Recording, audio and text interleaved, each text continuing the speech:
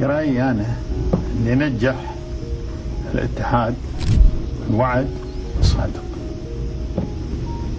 إذا أوعدنا أخواننا وشعبنا بوعد أصبح موجود. Qanday qilib cho'ldan tashkil topgan kichik hudud 50 yil ichida dunyoga mashhur boy davlatga aylandi. Birlashgan Arab Amirliklari paydo bo'lishidan avval bu yerda mustaqil sheyxliklar mavjud edi. Har biri o'z hukmdori va o'zgacha xususiyatlari bilan ajralib turadigan alohida davlatchalar edi. 1968-yilda Britaniya o'z qo'shinlarini olib chiqishni e'lon qildi. Lekin kimdir bunda noaniqlikni ko'rganida Sheyx Zayd imkoniyatni ko'rdi.